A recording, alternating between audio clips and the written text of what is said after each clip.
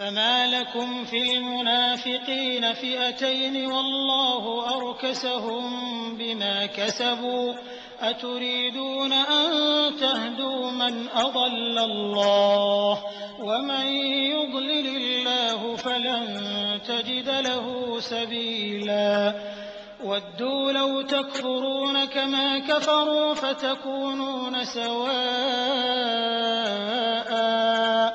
فلا تتخذوا منهم أولياء حتى يهاجروا في سبيل الله فإن تولوا فخذوهم وَاقْتُلُوهُمْ حيث وجدتموهم ولا تتخذوا منهم وليا ولا نصيرا إلا الذين يصلون إلى قوم بينكم وبينهم ميثاق أو جاءوكم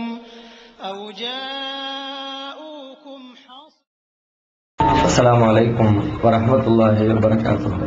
பெருமதிப்பிற்கும் மரியாதைக்கும் உரிய எல்லாம் வல்ல அல்லாஹ்வின் நல்லடியார்களே, அருமை பெரியோர்களே, தாய்மார்களே, சகோதர சகோதரிகளே, இந்த நிகழ்ச்சியில் இறுதி நபியின் இறுதி பேருரை என்ற தலைப்பினை எனக்கு வழங்கியிருக்கிறார்கள்.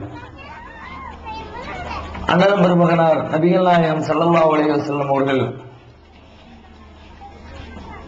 தம்முடைய இறுதி காலத்தில் அல்லாஹ்வுடைய கடமைகளில் முக்கியமான கடமையாக திகழ்கிற ஹஜ் என்ற கடமையை நிறைவேற்றுவதற்காக மதீனாவிலிருந்து மக்காவிற்கு சென்றிருந்த நேரத்தில்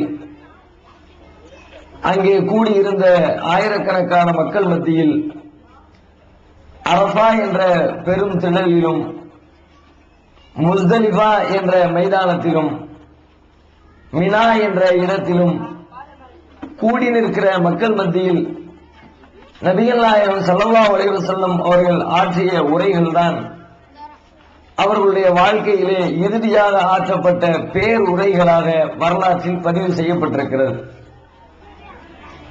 அந்த உரைகள் என்பது அவர்களுடைய 23 ஆண்டு கால இஸ்லாமிய பிரச்சாரத்தை சன்னம் சன்னமாக அல்லாஹ்வால் இறக்கி அருளப்பட்ட வேத வசனங்களை ரத்தின சுருக்கமாக உலகத்திற்கு எடுத்துச் சொல்கிற ஒரு உரையாக திகழ்கிறது.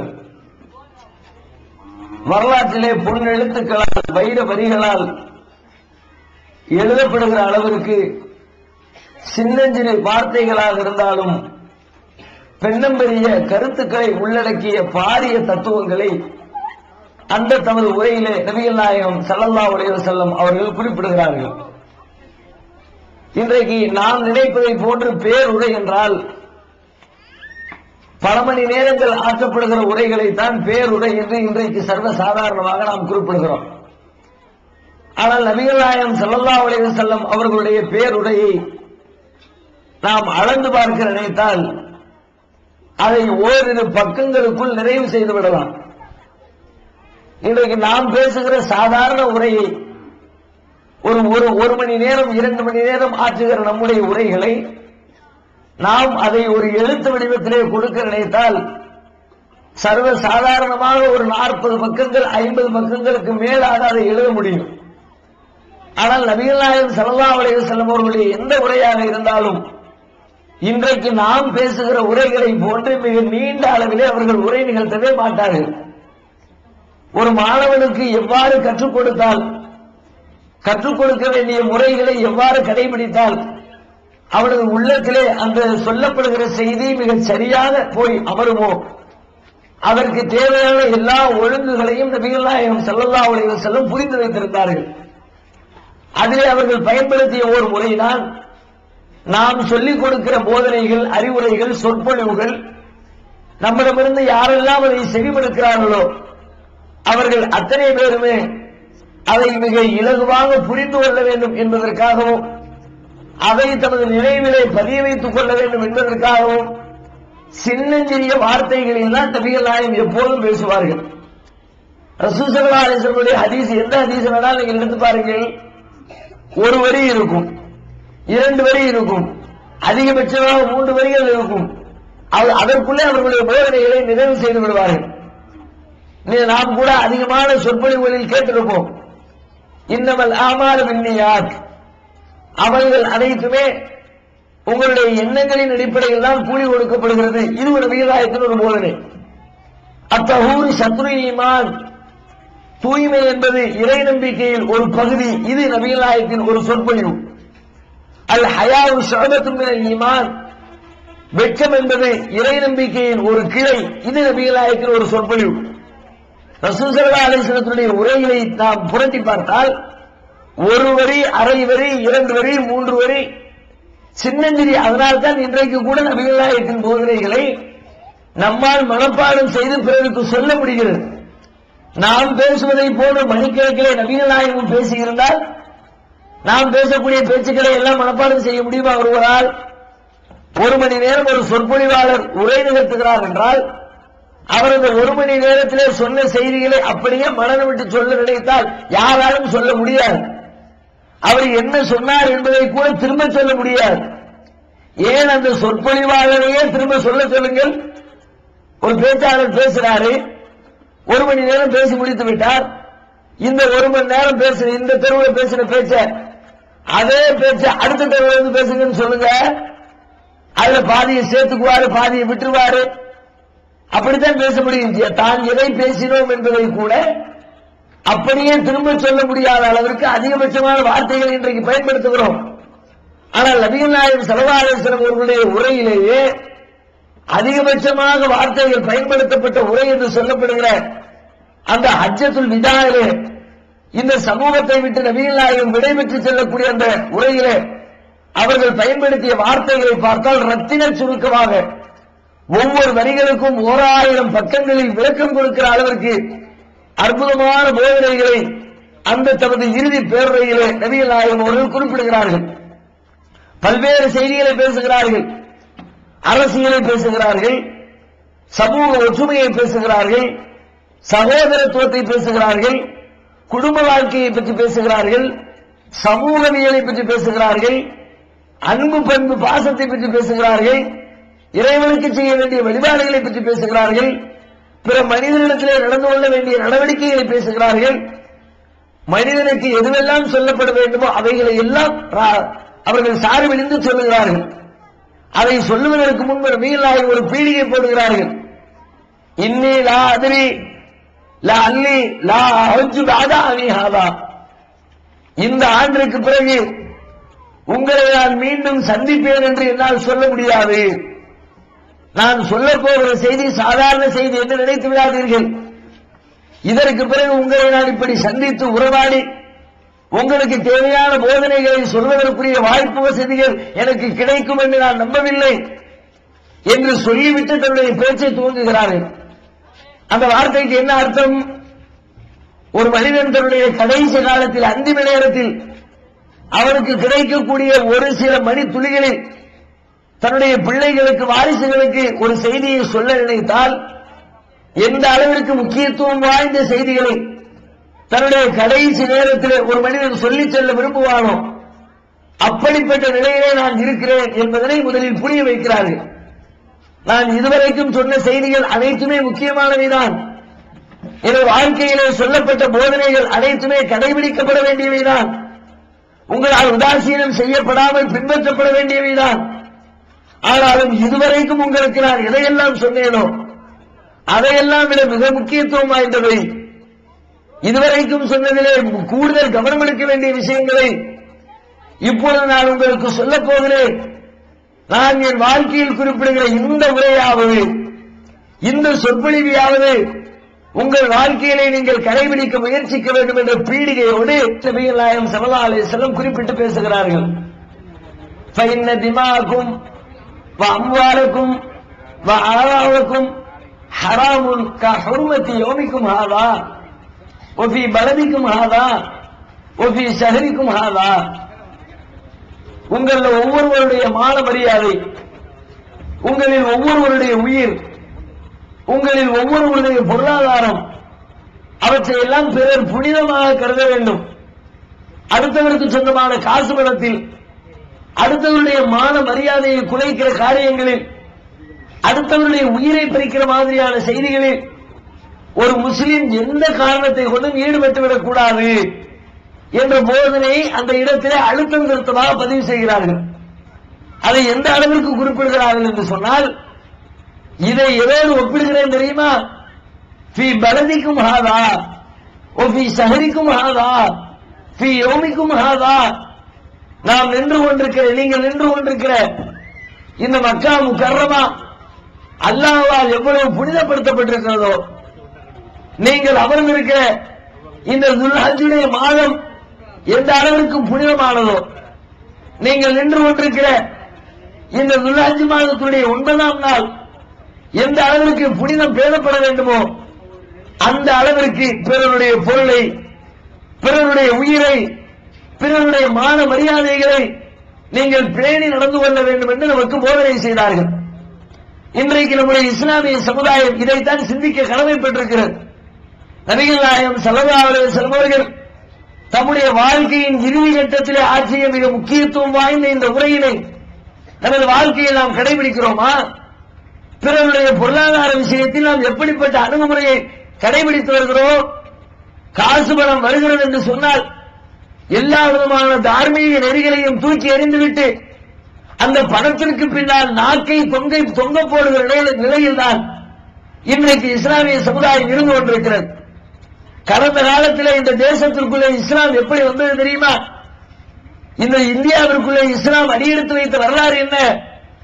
அரபிய தீபகற்பத்திலிருந்து இந்த தேசத்திற்கு வியாபாரம் செய்ய வந்த வியாபாரிகளின் வழியாக அவர்களிடமிருந்த நேர்மை, வியாபாரத்திலே அவர்கள் காட்டிய நாணயம், அதை பார்த்துவிட்டு இந்த தேசத்திலே வாழுகிற நம்முடைய முன்னோர்கள் இவ்வளவு நேர்மையாக இருக்கிறார்களே, இவ்வளவு நாணயத்தை கடைபிடிக்கிறார்களே, நாம் இந்த தேசத்திலே எந்த மனிதனிடமும் காணாத, எந்த சமுதாயத்தவர்களிடமும் கண்டிராத ஒரு அழகான வாழ்க்கை நெறியை இவர்கள் வாழ்கிறார்களே, அவர்கள் பின்பற்றக்கூடிய வாழ்க்கையை நாமும் பின்பற்ற வேண்டும் என்று சொல்லி ஒரு 7-8 தலைமுறைக்கு முன்பாக நம்முடைய முன்னோர்கள் இந்த தேசத்திலே இஸ்லாத்தை தம்முடைய மார்க்கமாக ஏற்றுக்கொண்டார்களே, அப்படிப்பட்ட நிலை இன்றைக்கு இருக்கிறதா? நம்முடைய வாழ்க்கையை பார்த்துவிட்டு இஸ்லாத்தை தழுவக்கூடிய மக்களுடைய எண்ணிக்கை இன்றைக்கு எத்தனை? இஸ்லாத்தை பார்த்தால், குர்ஆனை பார்த்தால், நபிமொழியை பார்த்தால், அதை பார்த்து சிந்திக்கக்கூடியவர்கள் இஸ்லாத்தை ஏற்பதற்கு வாய்ப்பு இருக்கிறது. தப்பித்தவரை அவர்கள் முஸ்லீம்களை பார்த்து விட்டால், இஸ்லாத்தை படிக்க வேண்டும் என்று விரும்பக்கூடிய ஒரு மனிதர் முஸ்லீம்களுடைய நடவடிக்கைகளை படிக்க ஆரம்பித்து விட்டால் கண்டிப்பாக இஸ்லாத்தை வெறுத்து ஒதுக்கி விடுவார் என்று சொல்லுகிற அளவிற்கு முஸ்லீம்களுடைய வியாபாரத்திலே நேர்மை குறைந்திருக்கிறதா இல்லையா? முஸ்லீம்களுடைய கொடுக்கல் வாங்கலிலே நாணயம் குறைந்திருக்கிறதா இல்லையா? இங்கிலாந்து தேசத்தை சார்ந்த ஒரு பெண்மணி, மரியம் ஜமீலா என்ற பெயரை கொண்டிருக்கிற ஒரு பெண்மணி, கிறிஸ்தவ சமூகத்திலே பிறந்தவர், கிறிஸ்தவ குடும்பத்திலே பிறந்தவர், கிறிஸ்தவர்கள் அதிகம் வசிக்கிற தேசத்திலே பிறந்தவர். இஸ்லாத்திற்கு எதிராக நபிகள் நாயகம் ஸல்லல்லாஹு அலைஹி வஸல்லம் அவர்களுக்கு எதிரான கதைகளும் கட்டுக்கதைகளும் கற்பனைகளும் அவதூறுகளும் பரப்பிவிடப்பட்ட ஒரு தேசத்திலே பிறந்த பெண்மணி ஒரு கட்டத்திலே திருமறை குர்ஆனை படிக்க ஆரம்பித்து இஸ்லாத்தை தன் வாழ்க்கை நெறியாக ஏற்றுக்கொள்கிறார். மரியம் ஜமீலா என்ற அந்த பெண் மிகப்பெரிய ஒரு பத்திரிகையின் ஆசிரியராக திகழ்ந்தவர். இஸ்லாத்தை ஏற்றுக்கொண்டதற்கு பிறகு இஸ்லாமிய நாடுகளுக்கு அவர் பயணம் செய்கிறார். முஸ்லீம்கள் அதிகம் வசிக்கக்கூடிய இடங்களில் சென்று அவர்களோடு ஒரு நட்புறவை ஏற்படுத்திக் கொள்ள வேண்டும் என்ற எண்ணத்தோடு முஸ்லீம்களை சந்திக்க வருகிறார். பல்வேறு இடங்களுக்கு சென்று முஸ்லீம்களோடு உறவாடிவிட்டு இறுதியில் தனது தேசத்திற்கு திரும்பி தனது பத்திரிகையில் அவர் குறிப்பிடுகிறார், நல்ல வேளை நான் முஸ்லீம்களை பார்ப்பதற்கு முன்பாக இஸ்லாத்தை பார்த்து விட்டேன். ஒருவேளை இஸ்லாத்தை பார்ப்பதற்கு முன்பு முஸ்லீம்களை பார்த்திருந்தால், நான் குர்ஆனை பார்ப்பதற்கு முன்பு முஸ்லீம்களை பார்த்திருந்தால், நபிகள் நாயகத்தின் போதனைகளை பார்ப்பதற்கு முன்பு முஸ்லீம்களின் நடவடிக்கைகளை பார்த்திருந்தால் கண்டிப்பாக இந்த தூய்மையான இஸ்லாமிய மார்க்கம் எனக்கு கிடைத்திருக்காது. அந்த அளவிற்கு முஸ்லீம்களிடத்திலே இஸ்லாத்திற்கும் முஸ்லீம்களுக்கும் இடையில் ஒரு பெரிய இடைவெளி இருக்கிறது என்று சொல்லி பிரபலமான பத்திரிகை ஆசிரியர் தனது பத்திரிகையில் குறிப்பிடுகிறார். ஒவ்வொரு முஸ்லீம் தலைவருடைய நெஞ்சிலே கை வைத்து கேட்டு பார்க்கட்டும், என்னுடைய வாழ்க்கையை பார்த்துவிட்டு என்னுடைய நேர்மையை பார்த்துவிட்டு, என்னுடைய ஒழுக்கத்தை பார்த்துவிட்டு, என்னுடைய நாணயத்தை பார்த்துவிட்டு இவர்கள் இஸ்லாத்தின்பால் ஈர்க்கப்பட்டிருக்கிறார்கள் என்று ஒரு முஸ்லிம் நெஞ்சு நிமிர்த்தி பெருமையோடு சொல்வதற்குரிய வாழ்க்கையை வாழ்ந்து கொண்டிருக்கிறாரா? காசு பணத்தில் எப்படிப்பட்ட நிலைமை, பொருளாதாரம் வருகிறது என்று சொன்னால் வாய்ப்பிழந்து இருக்கிறோம். ஏமாற்றுதல், பொய் பேசுதல், மோசடி செய்தல், வியாபாரத்திலே அளவு நிர்ணயங்களை மாற்றம் செய்தல், ஏதோ ஒரு காரியத்தை செய்து பணம் சம்பாதித்து விட வேண்டும். ஒருவரிடத்திலே தன்னுடைய கஷ்டத்தை சொல்லி கடன் கேட்கிறோம். கடனை வாங்கிவிட்டோம் என்று சொன்னால் கடன் கொடுத்தவன் பிச்சைக்காரனை போன்று அடைய வேண்டிய ஒரு சூழ்நிலை, அவன் கெஞ்சி கேட்க வேண்டிய சூழ்நிலை. கடனை கேட்கிற பொழுது கதறி அழுதவர்கள், கடன் கேட்கிற பொழுது கெஞ்சி நின்றவர்கள், கடன் வாங்கியதற்கு பிறகு ஏதோ இவர்தான் அந்த பணத்திற்கு சொந்தக்காரரை போன்று கடன் கொடுத்தவரை அலைக்கழிப்பது, அவரை உதாசீனப்படுத்துவது, தேவைப்பட்டால் மிரட்டுவது, நான் தரமாட்டேன் என்று சொன்னேன் தருவேன் என்று அவரை அலைக்கழித்து துன்பப்படுத்துவது. நபிகள் நாயகம் என்ன சொன்னார்கள்? அடுத்தவருடைய பொருள் அது புனிதமானது, மக்கா முக்கர்ரமாவின் புனிதத்தை போன்று புனிதமானது. மக்கா முக்கர்ரமாவின் புனிதத்தை யாரேனும் எல்லை மீறுவதற்கு விரும்புவாரா? அந்த புனிதத்தை கெடுப்பதற்கு முயற்சிப்பாரா? மக்கா முக்கர்ரமாவிலே சென்று அதை அசிங்கப்படுத்துவதற்கு யாரேனும் ஆசைப்படுவாரா? ஒரு முஸ்லிமுடைய உள்ளத்திலே அப்படி ஆசைப்பட மாட்டான் என்று சொன்னால் அடுத்தவனுடைய பொருளாதாரத்திலே கை வைப்பதற்கும் அவன் ஆசைப்படக்கூடாது. அவன்தான் உண்மையான முஸ்லிம் என்று எச்சரித்தார்களே. இன்றைக்கு நம்முடைய நிலைமை எப்படி இருக்கிறது? பிறருடைய மான மரியாதை பொருளாதாரத்திலே எல்லை மீறுவதை போன்று மான மரியாதையில் எல்லை மீறுகிறோம். பிறரை பற்றி, அவருடைய ஒழுக்க வாழ்க்கையை பற்றி, அவருடைய தனிப்பட்ட வாழ்க்கையிலே செய்துவிட்ட தவறுகளை பற்றி பொது இடங்களில் விமர்சிக்கிறோம். பொதுமக்களுக்கு தேவையான குற்றங்களாக இருந்தால் விமர்சிக்கலாம், பொதுமக்களை பாதிக்கக்கூடிய பிரச்சனைகளாக இருந்தால் குற்றமுறைகளை எடுத்துச் சொல்லலாம். ஆனால் அவன் தனிப்பட்ட வாழ்க்கையை செய்துவிட்ட குற்றங்களை, அவனுக்கும் அல்லாஹ்விற்கும் மாத்திரம் கணக்கு முடிக்கப்பட வேண்டிய குற்றங்களை மக்கள் மத்தியிலே சென்று பேசுகிறோமா இல்லையா? பிறருடைய மான மரியாதையை கூவி கூவி விற்பனை செய்கிறோமா இல்லையா? திருமலை குர்ஆன் இப்படிப்பட்ட காரியத்தை எப்படி வர்ணிக்கிறது? உங்களின் சகோதரனின் மாமிசத்தை அறுத்து உண்பதற்கு சமம் என்று குர்ஆன் வர்ணிக்கிறதே. அப்படிப்பட்ட பாவத்தை ரசூலுல்லாஹ் குறிப்பிடுறாங்க. அடுத்தவருடைய மான மரியாதை சாதாரண நினைச்சாங்க.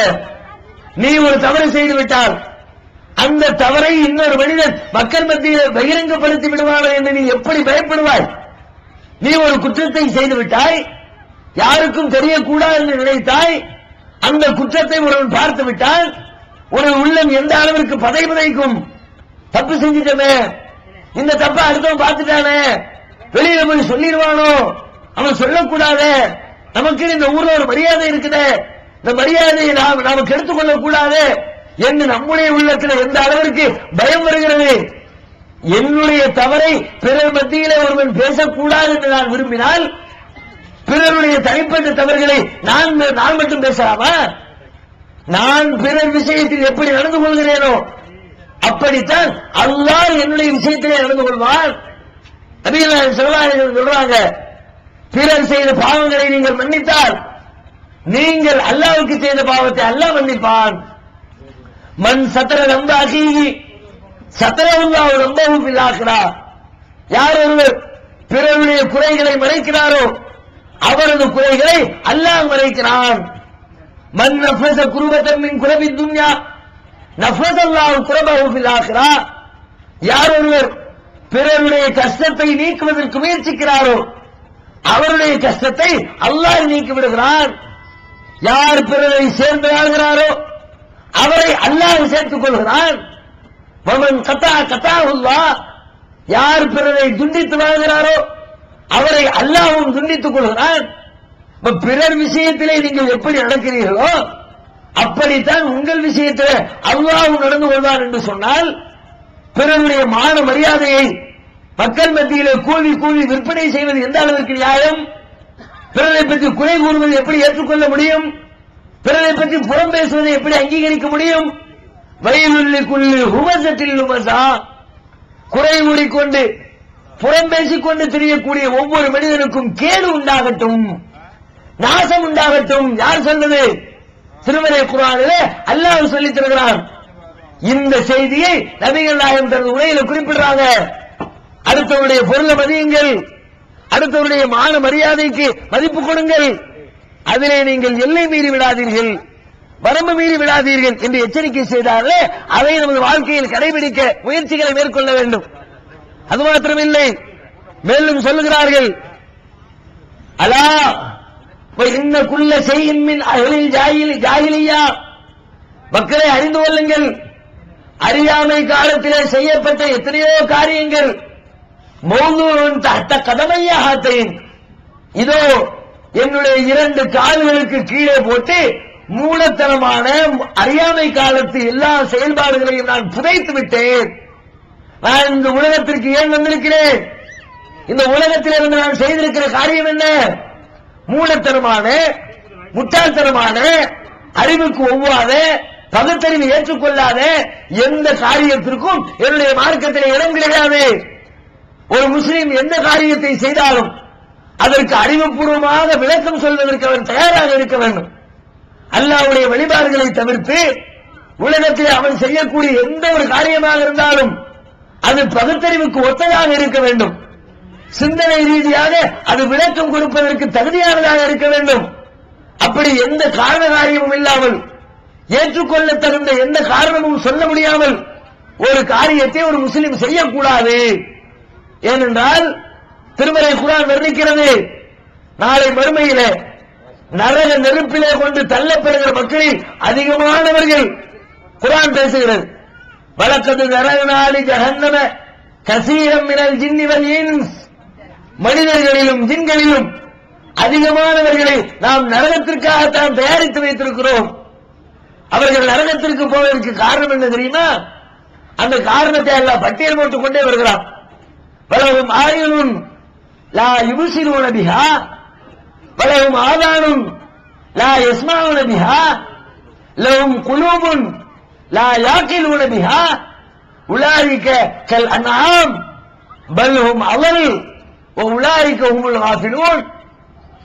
நாளை மறுமையில் நரகத்திற்கு செல்வதற்குரிய மிக முக்கியமான காரணம், அந்த மக்களுக்கு நல்ல கண்கள் இருக்கும், அதை கொண்டு பார்க்க வேண்டியவற்றை பார்த்திருக்க மாட்டார்கள்.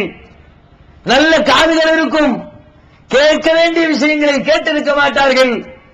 நல்ல மூளை இருக்கும், ஆனால் அந்த மூளையை கொண்டு சிந்தித்து அவர்கள் செயல்பட்டிருக்க மாட்டார்கள். சிந்தனைக்கு இடம் கொடுக்காமல் அவர்களுடைய வாழ்க்கையில ஏராளமான காரியத்தை செஞ்சிருப்பாங்க. மூலத்தனமா செஞ்சிருப்பாங்க, அறிவு கட்டத்தனமா செஞ்சிருப்பாங்க, அடுத்தவன் சொல்ற தலையாட்டி செம்மறியாட்டி கூட்டம் மாதிரி செஞ்சிருப்பாங்க. அப்படி ஒருவன் ஒரு காரியத்தில் ஈடுபட்டால் அவன் செய்கிற அந்த காரியம் அவனை நாளை மறுமையிலே நரகத்திலே கொண்டு போய் தள்ளிவிடும் என்று திருமறை குர்ஆன் எச்சரிக்கிறது. அதை நபிகள் நாயகம் ஸல்லல்லாஹு அலைஹி வஸல்லம் சொல்றாங்க, அறியாமை கால செயல்பாடு, முட்டாள்தனமான காரியம் அனைத்தையும் குழி தோண்டி புதைத்து விட்டேன். என்னுடைய மார்க்கத்தின் பெயரால் எனது மார்க்கத்தை ஏற்றுக்கொண்ட ஒரு முஸ்லிம் அவரது வாழ்க்கையில் அறியாமை காலத்து காரியம் எதற்கும் இடம் கிடையாது என்று திட்டவட்டமாக அறிவிக்கிறார்கள். கொஞ்சம் யோசித்து பாருங்கள், முஸ்லிம் சமுதாயத்துடைய இன்றைய நிலைமை எப்படி இருக்கிறது? முஸ்லிம்கள் அனைவரும் தமது வாழ்க்கையில இது போன்ற மூடத்தனமான காரியங்களை விட்டு விலகி இருக்கிறோமா?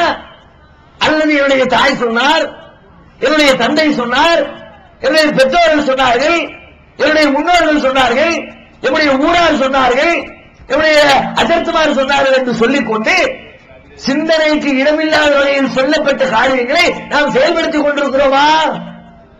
எந்த முஸ்லீம்கள் நிறைந்திருக்கிற எந்த ஊருக்கு சென்றாலும் அங்கே வியாபித்திருக்கிற ஒரு பெரிய முசீபத்து, இறந்தவர்களை அடக்கம் செய்துவிட்டு அந்த அடக்க ஸ்தலங்களிலே வழக்க வழிபாட்டு தலங்களை உருவாக்கி வைத்திருக்கிறார்கள், தர்காக்களை கட்டி வைத்திருக்கிறார்கள்.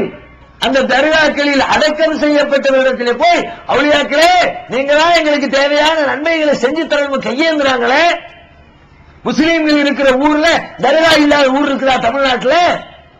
எல்லா ஊரிலும் இந்த தர்கா முசீபத்து நிறைந்திருக்கிறது. அங்கே நடக்கிற காரியம் என்ன? அதனுடைய அடிப்படை என்ன? எத்தனையோ பல ஆண்டுகளுக்கு முன்பு இறந்துவிட்ட ஒரு மனிதரை அடக்கம் செய்து வைத்து அந்த அடக்க ஸ்தலத்திலே போய் கையேந்துகிறீர்கள். இதற்கு அறிவுபூர்வமாக உங்களால் விளக்கம் சொல்ல முடியுமா? இதை ஒரு அறிவார்ந்த காரியம் என்று ஒரு மனிதன் ஏற்றுக்கொள்ள முடியுமா?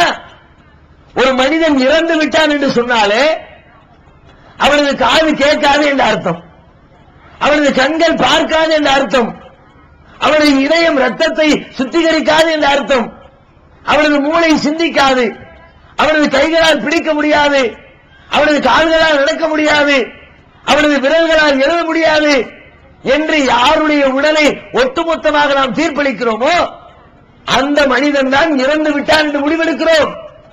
அப்படிப்பட்டவரை தான் குழி தோண்டி புதைத்து விட்டு வருகிறோம். அப்படி பல வருடங்களுக்கு முன்பு புதைக்கப்பட்ட ஒரு மனிதனுடைய சமாதியில யார் இறந்து விட்டார், யாருடைய காது கேட்காது என்று திட்டவட்டமாக நாம் நம்பினோமோ அப்படிப்பட்டவருடைய சமாதியில போய் நின்று கொண்டு அவரை அழைத்து பிரார்த்திக்கிறீர்களே, நீங்கள் அழைக்கிற அழைப்பை அவர் கேட்பாரா? அவர்களுக்கு பதில் சொல்வாரா? திருமறை குர்ஆனில் அல்லாஹ் கேட்கிறான், வமன் அவல், இவனை விட முட்டாள் வேறு எவனடா இருக்கிறான், இவனை விட வழிகட்டவன் வேறு எவன் இருக்கிறான்?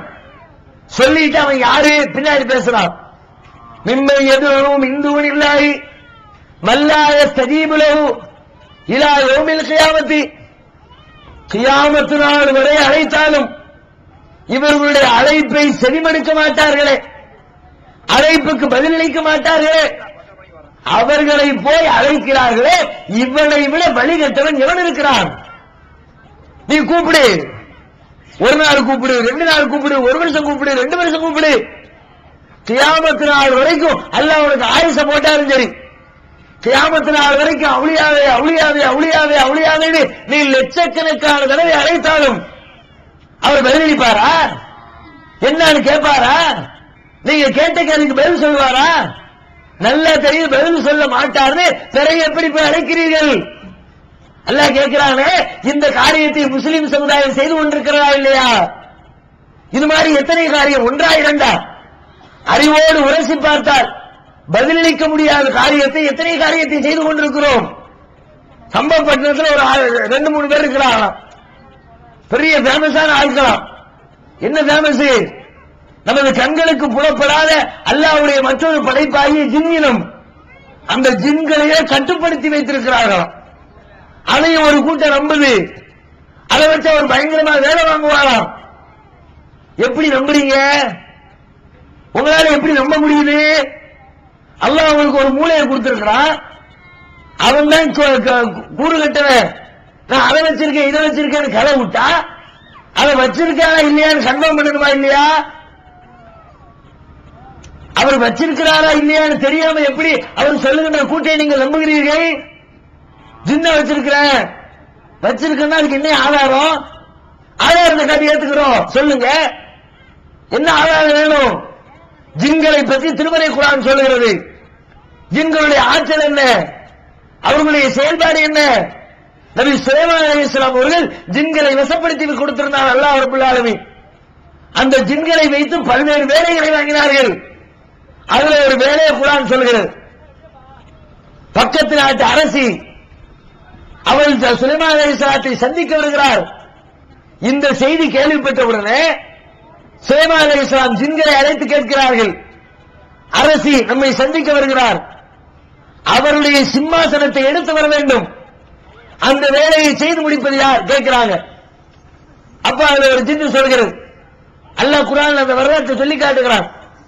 கால இஃப்ரீத்து மினல் ஜின், அந்த ஜின்களிலே இருந்த இஃப்ரீத் என்ற பெயரையுடைய ஒரு ஜின் சொன்னது, ஆனா ஆத்திக பிஹி கப்ல அன் தகூம மின் மகாமிக, சுலைமான் நபி அவர்களே நீங்க உங்க இடத்துல உட்கார்ந்து இருக்கிறீங்களே, உட்கார்ந்து இருக்கிற நீங்கள் உட்கார்ந்த இடத்துல இருந்து எழுவதற்குள்ளாக நான் அந்த சிம்மாசனத்தை அரியாசனத்தை தூக்கி கொண்டு வந்து விடுகிறேன். உட்கார்ந்து இருக்கிற ஆளு எந்திக்கிறதுக்கு எவ்வளவு நேரம் ஆகும்? சேர்ல உட்கார்ந்து இருக்கிறேன், உங்களை எந்திரிக்கிற எவ்வளவு நேரம் எடுத்துக்கிறீங்க? 2 மணி நேரம் ஆகுமா? அதனால பட்டுக்கோட்டையில இருந்து வர்ற தூரமா இது? உட்கார்ந்து இருக்கிற ஆளு எந்திக்கிறதுக்கு 1 நிமிஷம் ஆகுமா? ஒரு 10 செகண்ட் ஆகுமா? 5 செகண்ட் ஆகுமா? 2 செகண்ட் ஆகுமா? ஒரு 2 செகண்ட்ல உட்கார்ந்து இருக்கிற எந்திரிச்சிருவார். ஜின்னு சொல்லுது, நான் இந்த 2 செகண்டுக்குள்ள அங்க போய் அந்த சிம்மாசனத்தை தூக்கிக்கிட்டு இங்க கொண்டு வந்து தந்து விடுகிறேன். அதுல பியூட்டி என்ன தெரியுமா? சுலைமான் அலைஹிஸ்ஸலாம் சொல்றாங்க, அதெல்லாம் ஓவர் லேட், அதை விட சீக்கிரம் யார் கொண்டு வருவா? அடுத்து ஒரு ஜின்னு எந்திக்குது. அல்லாஹ் சொல்றான், காலல்லதி இந்தஹு இல்மு மினல் கிதாப், அறிவு ஞானம் கொடுக்கப்பட்ட ஒரு ஜின்னு இருந்து சொன்னது, நான் கொண்டு வருகிறேன். எவ்வளவு நேரம் எடுத்துக் கொள்வாய்? தரஃபத ஐனிக், உங்கள் கண்களை சிமிட்டுகிற நேரத்தில் கொண்டு வருகிறேன். கண் சிமிட்ட எவ்வளவு நேரம்? உட்கார்ந்து இருக்கிற ஆள் எந்திக்கிறதுக்காக கையை ஊனணும், பேலன்ஸ் பண்ணணும், எந்திரிச்சு நிக்கணும், டைம் எடுக்கும். ஒரு 2 செகண்டாக எடுக்கிறோம். கண்ணு சிமிட்டுறதுக்கு ஒரு மைக்ரோ செகண்ட் போதுமே. ஒரு செகண்ட் 1000 பங்கு வச்சா அதுல ஒரு பங்குல கண்ணை சிமிட்டிட முடியும். அப்படிப்பட்ட மிக குறைந்த கால அளவில் ஆயிரக்கணக்கான மைல்கள் பயணித்து அங்கே இருக்கிற ஒரு சிம்மாசனத்தை தூக்கி கொண்டு மீண்டும் அதே ஆயிரக்கணக்கான மைல்கள் பயணித்து சுலைமான் நபியுடைய அரசவைக்குள்ளே கொண்டு வந்து வைக்கிற அளவிற்கு திறமை பெற்றவர்களான ஜின்கள் இருக்கிறது என்றால்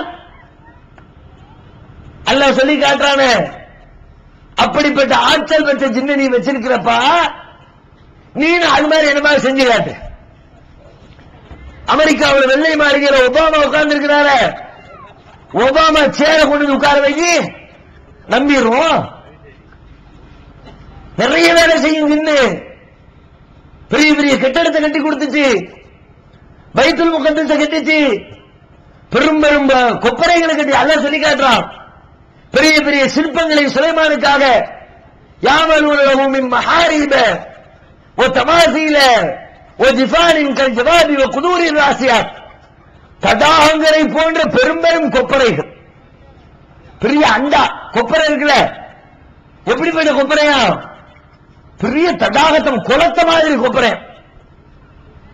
அஜ்மீர்ல ஒரு கதை சொல்லுவாங்க, அஜ்மீர்ல ஒரு டேக்ஸா வச்சிருப்பாங்க, ரொம்ப ஃபேமஸா சொல்லுவாங்க.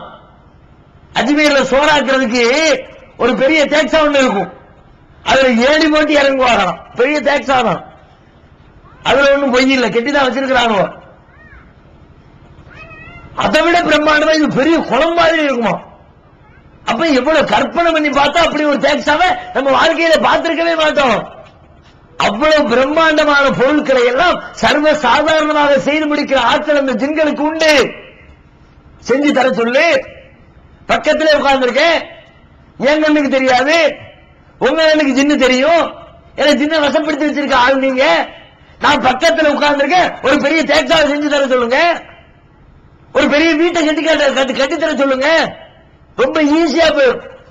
நம்ம சமுதாயம் தான் இந்த நாட்டிலேயே ரொம்ப ரொம்ப கஷ்டப்பட்டு இருக்கிற சமுதாயம், பொருளாதாரத்தில் பின்தங்கி இருக்கிற சமுதாயம், ஓர குடிசைகள் குடும்பம் நடத்திக்கிற சமுதாயம். இந்த ஊர்ல எத்தனை குடிசைகள் இருக்குது? ஜின்ன வச்சு ரொம்ப சூப்பரா வேலை வாங்கலாம். ஒரே நாள் கட்டடத்தை பூரா ஒரு 10 மாடி கட்டடத்தை கட்டி எல்லா மக்களையும் குடியேற்றி விடுறான். கெட்டுன்ற வேண்டியதான், ஜின்ன கூப்பிட்டு கெட்டி குடி. நைட் எதுக்கு உட்கார்ந்து 10 நிமிஷத்துல டீ குடிக்கிறதுக்குள்ள கெட்டி முடிச்சிரு வேலை.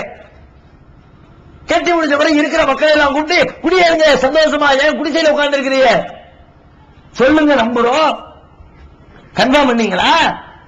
அவர் ஜின்ன வச்சிருக்கன்னு சொல்றாரு, நீங்களும் அதை நம்பிக்கிட்டு அவர்கிட்ட போறீங்க. அவர் என்னமோ பெரிய அறிவு பெற்றவரா, பல விஷயங்கள் உங்களுக்கு கற்று தருவாரா? எப்படியா ஜின்களை கட்டுப்படுத்துறீங்கன்னு கேட்டா ஒரு கதை ஒண்ணு விடுறாங்க. ஜின்ன வசப்படுத்துறேன்னு சொல்ற எல்லா பிராடு பேர் வரையும் சொல்லக்கூடிய கதை என்ன கதை? குர்ஆன்ல சூரத்துல் ஜின்னுங்கிற பேர்ல ஒரு சூரா இருக்குது. அந்த சூறா ஓதுனாங்க 40 நாளைக்கு ஓதணுமா, ரொம்ப சுத்தபத்தமா உட்கார்ந்து ஓதணுமா.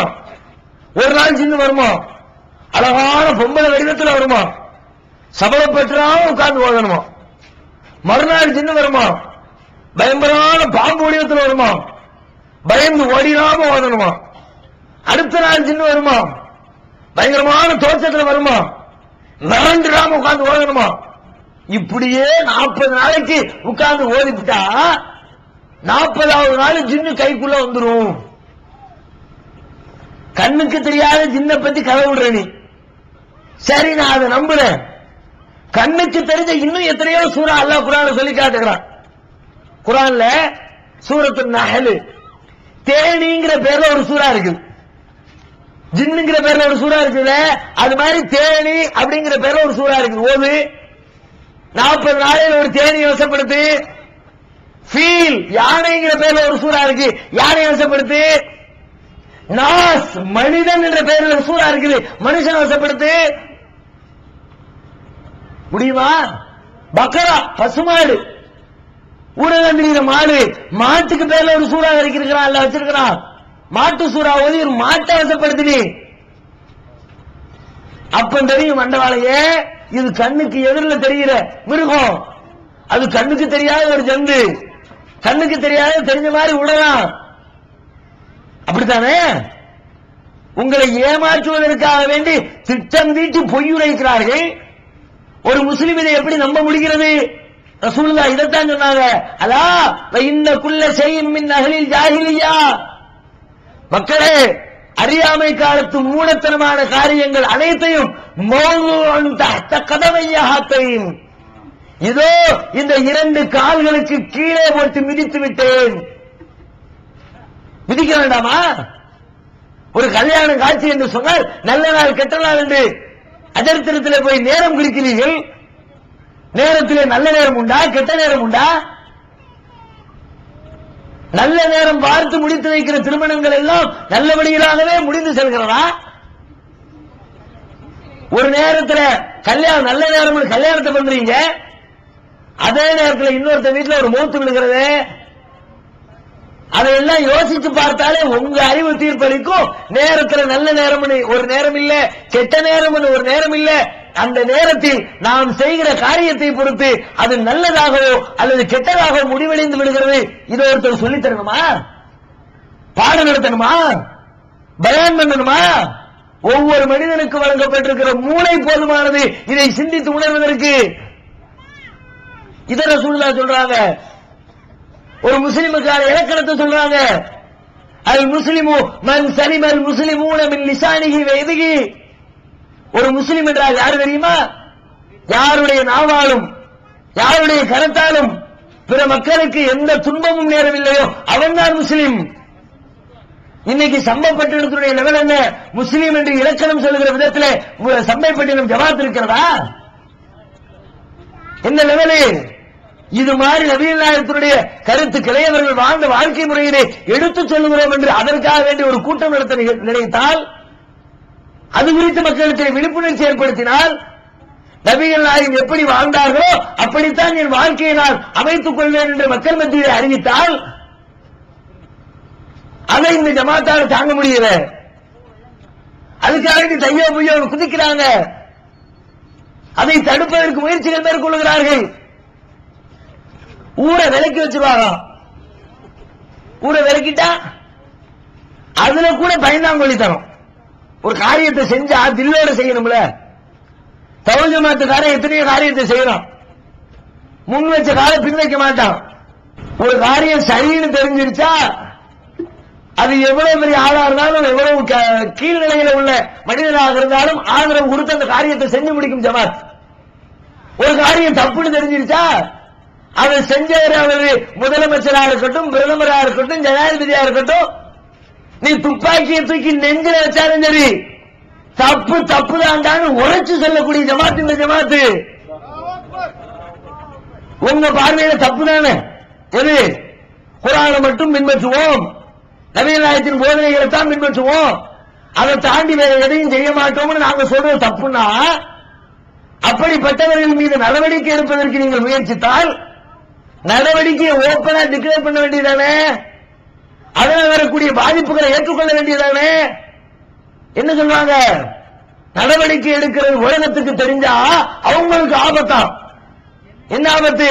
ஊர் விலைக்கு வச்சுட்டோம்னு அவங்க தீர்மானம் போட்டா ஜெயிலுக்குள்ள 7 வருஷம் கம்பி எண்ணணும் சட்டம் இருக்கு. அன்டச்சபிலிட்டி ஆக்ட், தீண்டாமை சட்டம்னு ஒரு சட்டம் இருக்கிறது. ஊரை விலைக்கு வைக்கிறோம்னு தீர்மானத்தை போட்டா தூக்கி வச்சு உள்ள வச்சு நொங்க எடுத்துலாம் 7 வருஷத்துக்கு. ஆகா, எதுக்காக வம்புல போய் மாட்டிக்கிட்டு வேற என்ன பண்ணலாம்? ஐடியா பண்ண சிந்திக்கிறாங்க, கூட்டம் போட்டு ஆலோசனை பண்றாங்க. ஆலோசனையின் முடிவெடுக்கிறார்கள். நம்ம அவங்கள விலக்கிட்டோம்னு சொல்ல வேண்டாம், நாங்க விலகிக்கிட்டோம், அவங்கள விட்டு ஜமாத்து விலகிக்கிட்டோம். போலீஸ்ல போய் உட்கார்ந்து பேசும்போது நாங்க அவங்கள விளக்கல சார், அவங்கள ஊரை விட்டு விலக்கி வைக்கல சார், நாங்க தான் விலகிக்கிட்டோம் சார். இதுக்கு என்ன அர்த்தம்? நீங்க விலகிட்டீங்கன்னா விளக்குறீங்கன்னா அர்த்தம் வாயில சொல்ல வேண்டியதானே. ஒரு காரியத்தை நாங்கள் செய்வது தவறு என்றால் அந்த தவறை திராணியோடு எதிர்த்து நில்லுங்கள். இது என்ன கோழைத்தனமான வார்த்தை? நாங்களும் சொல்லுகிறோம். என்ன சொல்றோம்? நபி இப்ராஹிம் அலைஹிஸ்ஸலாத்துடைய போதனையை சொல்றோம். நீங்க என்ன எங்களை விட்டு விலகிறது? இப்ராஹிம் அலைஹிஸ்ஸலாத்துடைய மார்க்கத்தின் கட்டளை என்ன தெரியுமா? அல்லாஹ்வுடைய மார்க்கத்தை தூய்மையான முறையில் பின்பற்றாமல் அல்லாஹ்வுக்கு இணை கற்பித்துக் கொண்டு வாழக்கூடிய மக்களை பார்த்து நபி இப்ராஹிம் நபி சொன்னார்கள், இன்னா புராஉ மின்கும், நீங்க என்னப்பா என்ன விளக்கிறது? உங்களை விட்டு நான் விலகிக் கொள்கிறேன். இப்ராஹிம் அலைஹிஸ்ஸலாம் சொன்னாங்க, நாங்க சொல்றோம் நீங்க எங்களை விளக்க தேவையில்லை. இன்னா புராஉ மின்கும், உங்களை விட்டு, உங்களுடைய வழிபாட்டை விட்டு, உங்களுடைய கொள்கைகளை விட்டு நாங்கள் விலகிக் கொள்கிறோம்.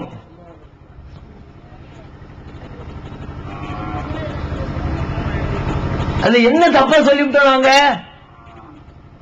எதற்காக வேண்டி இவ்வளவு மூர்க்கத்தனமான செயல்பாடுகளை இந்த ஊரிலே நீங்கள் கட்டமைத்து விடுகிறீர்கள்? பல்வேறு விதமான மறைமுகமான மிரட்டல்கள், கல்யாணத்துக்கு தப்தர் தர மாட்டோம், மௌத்து ஹயாத் இருக்குது, அதுக்கெல்லாம் ஜனாசா கிடைக்கும், சந்தூக்கு கிடைக்காது, கபரிஸ்தான்ல இடம் கிடைக்காது. நீங்க சந்தூக்கு தராட்டி ஊர்ல ஜனாசாவை தூக்கிட்டு போக முடியாதா?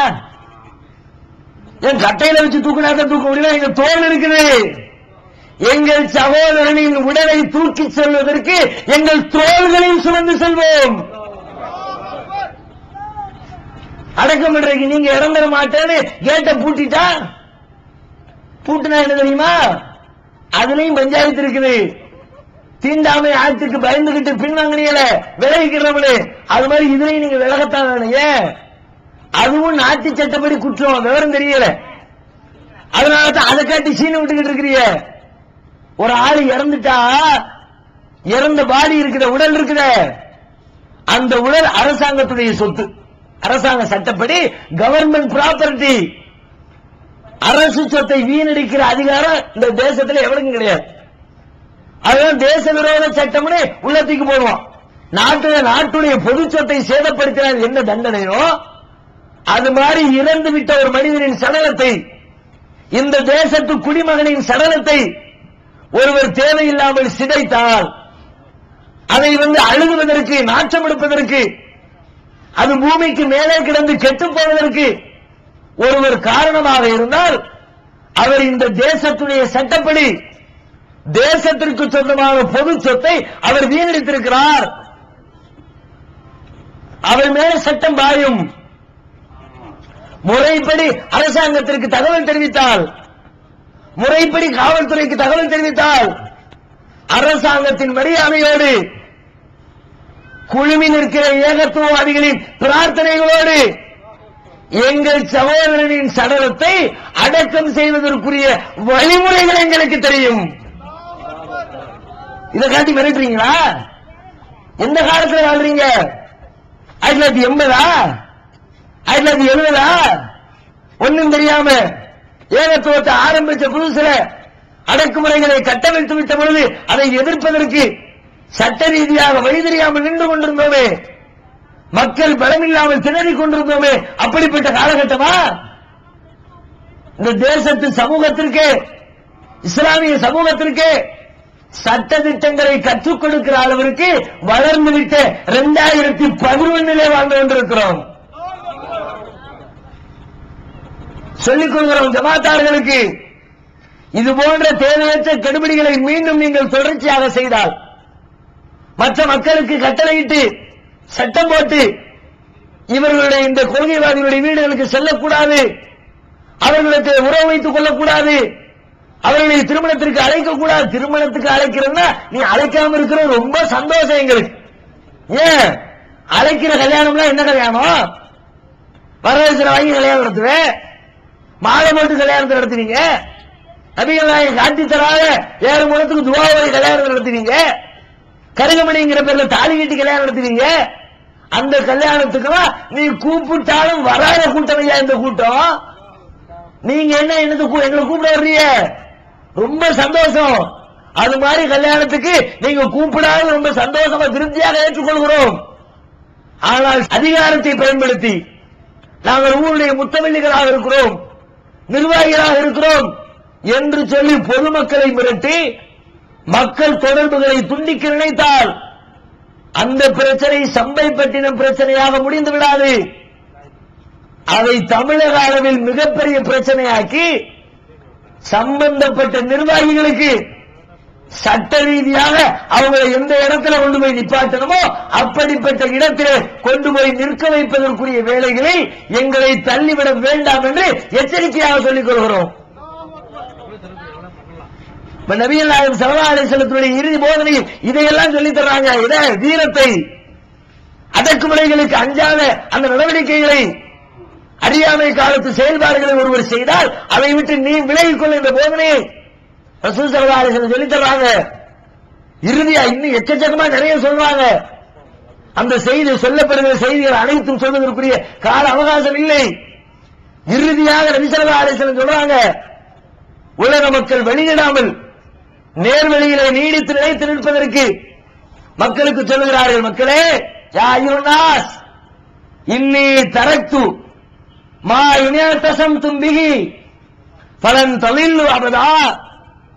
உங்களிடத்திலே நான் ஒன்றை விட்டு செல்கிறேன், அதை நீங்கள் பற்றி பிடித்திருக்கிற காலம் வரை வழி தவறிவிட மாட்டீர்கள். கிதாபுல்லாஹ் வ சுன்னத் நபிஹி, ஒன்று அல்லாஹ்வுடைய வேதமாகிய திருமறை குர்ஆன், மற்றொன்று அவரது தூதருடைய வழிமுறை. இந்த இரண்டை நீங்கள் உங்கள் வாழ்க்கையில் கடைபிடியுங்கள். இரண்டை தாண்டி மார்க்கத்தின் பேரால் வேறு எதையும் நீங்கள் பின்பற்றாதீர்கள். அது ஷாஃபி இமாம் சொன்னதாக இருந்தாலும் சரி, ஹனபி இமாம் சொன்னதாக இருந்தாலும் சரி, மாலிகி இமாம் சொன்னதாக இருந்தாலும் சரி, ஹம்பலி இமாம் சொன்னதாக இருந்தாலும் சரி, சஹாபாக்கள் சொன்னதாக இருந்தாலும் சரி, நம்முடைய அஜர்த்துமார்கள் சொன்னதாக இருந்தாலும் சரி, ஒவ்வொருவருடைய பெற்றோர் காட்டி தந்ததாக இருந்தாலும் சரி, ஊர் உலகத்திலே இருக்கிற அதிகமான மக்களுடைய கருத்தாக இருந்தாலும் சரி, அல்லாஹ்வும் அல்லாஹ்வுடைய தூதரும் காட்டி தந்ததை தவிர வேறு எதையும் உங்கள் வாழ்க்கையிலே நீங்கள் கடைபிடித்து விடாதீர்கள். இந்த இரண்டை மாத்திரம் நீங்கள் பின்பற்றினால் உங்கள் வாழ்க்கையை நீங்கள் வழிதவர மாட்டீர்கள் என்று சொல்லி அந்த போதனையோடு தம்முடைய இறுதி பேருரையை நபிகள் நாயகம் ஸல்லல்லாஹு அலைஹி வஸல்லம் நிறைவு செய்தார்கள். அவர்கள் சொன்ன அந்த இறுதி உரையிலே மேற்கோள் காட்டி குறிப்பிட்ட அத்தனை தகவல்களையும் நமது வாழ்க்கையிலே கடைபிடித்து இம்மையிலும் மறுமையிலும் வெற்றி பெறுவதற்கு முயற்சிக்க வேண்டும். அல்லாஹ் ரப்பல் ஆலமீன் நம் அனைவருக்கும் அதற்குரிய நல்ல விலையை தந்தருள் புரிவானாக.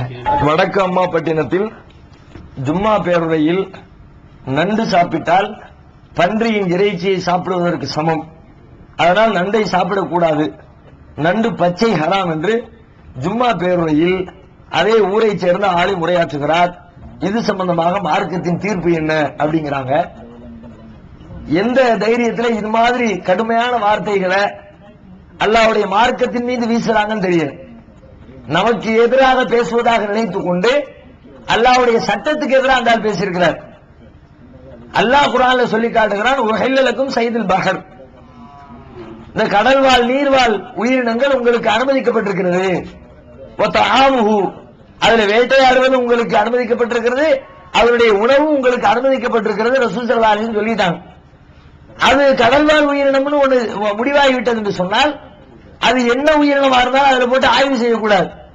அது எப்படிப்பட்ட உயிரினம், அதனுடைய பண்புகள் என்ன, எப்படி வேணாலும் இருந்துட்டு போகுது. மனுஷனுக்கு கேடு வராமல் இருக்கிறாங்கிற ஒரு அளவோட மட்டும் பார்க்கணும். ரெண்டாவது, கடல்வாழ் உயிரினமா இருந்தா எதை வேணாலும் எடுத்துட்டீங்க, அது கடல்ல உள்ள பன்னியாவே இருந்தாங்க. கடல் பன்னின்னு பேர் வச்சுக்கோங்க, கடல் கழுதன் பேர் வச்சுக்கோங்க, கடல் நாயின் பேர் வச்சுக்கோங்க, கடல் கழுகின் பேர் வச்சுக்கோங்க, கடல் பருந்தின் பேர் வச்சுக்கோங்க, என்னதான பேர் வச்சுக்கோங்க, கடல்வாழ் உயிரினமா உங்களுக்கு அனுமதி நல்லா சொல்லிவிட்டான். அதுக்கு பிறகு நண்டு கடல்வாழ் உயிரினம் தானே, நல்லா தெரியுது. பச்சை ஹராம்னு எங்க இருந்து சொன்னாரு? அவரா இட்டுக்கட்டி சொல்லி இருக்கிறார். ஒரு சட்டத்தை சொல்றாருன்னா குர்ஆன்ல இருந்து சொல்லணும், நபிகள் நாயகத்தின் போதனையில இருந்து சொல்லணும். இந்த ரெண்டை விட்டு அவங்களா சொல்றதுக்கான ரைட்ஸ் அல்லாஹ் யாருக்கும் கொடுக்கல, நபிமார்களுக்கே கொடுக்கல. ரசூல் ஸல்லல்லாஹு அலைஹி வஸல்லம் தானாக ஒரு சட்டத்தை ஒரு தடவை சொல்றாங்க, தேன் சாப்பிடுவதை எனக்கு நானே ஹராமாக்கி கொண்டேங்கிறாங்க. ரசூலுல்லாஹ் தனக்கு போட்ட அந்த சட்டத்தை அல்லாஹ் கண்டிக்கிறான். நான் ஹலாலாக்குற உன்னை யா ஐயுஹன் நபி லிமத்து ஹரிமு மா அஹல்லல்லாஹு லக், அல்லாஹ் ஹலாலாக்குற உன்னை நீங்க எப்படி ஹராமாக்குனீங்க? அல்லாஹ் ஒரு அதிகாரத்தை நீங்க கையில எடுக்கிறீங்களான்னு ரசூலுல்லாஹ்வே அல்லாஹ் கண்டிச்சிருக்கிறான். இது மாதிரி ஆளுகளுக்கு மறுமையில என்ன மாதிரி எல்லாம் கண்டனத்தை வச்சிருக்கான்றது மறுமையில போனதான் தெரியும். அதனால இது மாதிரி பேசக்கூடியவர்கள் குர்ஆன் ஹதீஸை மையமாக வைத்து பேச வேண்டும், மறுமையில அல்லாஹ்வுக்கு பயந்து கொள்ள வேண்டும்ங்கிறத மட்டும் சொல்லிக் கொடுக்கிறோம். நாம சொன்ன இந்த வசனம் நண்டு ஹலாலா இருக்கிறது என்று கருத்துப்பட உள்ள அந்த வசனம் சூரத்துல் மாயிதாவுல அதிகமான முஸ்லிம்கள் நண்டு தான் விற்கிறாங்க. நம்ம ஊர் பக்கத்துல அதிகமான மக்களுடைய வியாபாரமே அதான் இருக்கு. இந்த பகுதியில் முஸ்லிம் மக்களுடைய நம்ம மக்களுடைய வியாபாரமே அதை புடிச்சு விற்கிறதான் இருக்குது. போய் கேளுங்க. இது மாதிரி ஆளுங்க சும்மா விடக்கூடாது. ஏன்னா இது மாதிரி பன்றி லெவல்ல வச்சு சொல்றாருன்னா சாதாரண வார்த்தையா? பன்றி அல்லாஹ் எவ்வளவு பச்சை ஹராம்னு சொல்லி காட்டுறான் குர்ஆன்ல தெளிவா இருக்கிற மாதிரி தெளிவா காட்டுன்னு சொல்லுங்க. இது மாதிரி ஆட்களை சும்மா விட்டா சும்மா வாயில வந்ததெல்லாம் இஷ்டத்துக்கு பேசித்தான் நீங்க சமுதாயத்தை நாசமாக்கி வச்சிருக்காங்க. ஏராளமான பிதாக்கள் உருவாக்கி வச்சிருக்காங்க. போய் சும்மா மேடையில சட்டையை பிடிங்க, அல்லது ஊர் நிர்வாகத்துக்கு எழுதி கொடுங்க. இது மாதிரி ஆலிம்சா பேசுறாரு, குர்ஆன்ல இல்லாத பேசுறாரு, குர்ஆன் அல்லாஹ்வுடைய தூதருக்கு எதிராக இவர் சட்டம் சொல்றாரு, இவரை போய் ஒரு ஆலிம்சான்னு பள்ளியாசல ஏற்றி பயன் பண்ண வைக்கிறீங்களே. அது மாதிரி 4 கேள்வி கேட்கிற சமுதாயம் தான். அந்த சமுதாயத்தில் இருக்கிற ஆலிம்சாக்கள்லாம் ஒழுங்கா பதில சொல்லுவாங்க. நீங்க கேள்வி கேட்காம இருந்தீங்கன்னா என்னத்தை வேணாலும் சொல்லலாம்டா, தலையாட்டியில் உட்கார்ந்துருப்பான்ற அந்த தைரியம் அவங்களுக்கு வந்துவிடும். அந்த தைரியத்தை உடைத்து போட வேண்டிய பொறுப்பு நம்முடைய ஜமாத்தை சார்ந்த மக்களுக்கு இருக்கிறது என்பதை உணர்ந்து அதன்படி செயல்பட முயற்சிக்கணும். அல்லாஹ் நம் அனைவருக்கும் அதற்குரிய அருளை தந்துள்ளார்.